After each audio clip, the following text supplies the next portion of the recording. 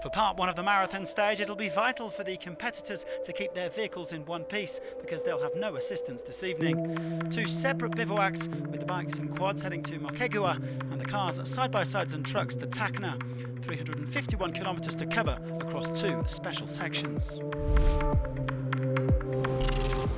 Ahead of the marathon stage, every single tyre was marked last night to ensure that the competitors don't make any unauthorised changes. No assistance is permitted except between riders.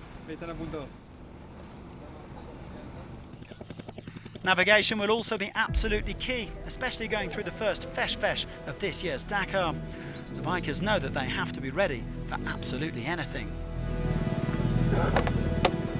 The first marathon stage for the Dakar 2019, so yeah, we're ready as we can be, and we'll see what the day throws at us today. You trained the ducklets. Take off your goggles, dude.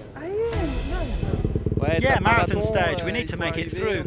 We're using harder tyres today. I think everyone's doing roughly the same thing. Altitude is also a factor. For the past month, I've been sleeping in a hermetic tent at 3,000 meters. It's actually a tent I plug in and put on my bed at home. As you can imagine, my wife is delighted. It's a sacrifice. So a dramatic change of scenery today with harder, stonier tracks and tricky riverbeds to navigate. De Sultre opening the piece for all but the final 30 Ks. Yamaha not helped by the loss of Franco Caimi and Rodney Fagata to injury and mechanical issues respectively. De Sultre 15th, dropping at 23 minutes. Pablo Quintanilla also lost around 20 minutes and his overall lead.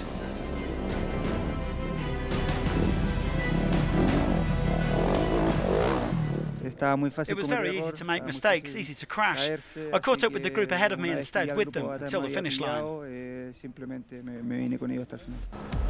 Kevin Benavides also slipped down a few places in the standings after taking it relatively easy. The Honda man alternating between fast and slow as he came in 9th on the day, 15 minutes off the pace. Adrian van Beveren is usually happiest on the sand, but he admitted this was his favourite day of the rally so far. The Frenchman riding with a bit more freedom as he rolled in 5th. Now Sam Sunderland was running very nicely through the first special, but then the Englishman ran into trouble at one point, getting stuck in a ravine. Fortunately for the 2017 winner, no major damage done, and he still managed to come 4th on the stage. After the refuel, it was a big shock to the system because we were in huge stones and ravines and really difficult navigation, and I managed to get stuck there in a ravine and a bit disappointing, and lost touch with the group, but then had to push towards the finish to close back on. Just ahead of him was his KTM teammate Toby Price, who's been struggling with a wrist injury in recent days. The Aussie gritting his teeth on his way to 3rd place. MATTHIAS WALKNER came 2nd today in spite of hurting his ankle at one point, otherwise no major issues. But there was only ever going to be one winner, Ricky BRABEC putting the hammer down from the word go, storming home over 6 minutes clear for his 2nd Dakar stage win. The American also taking hold of the overall lead.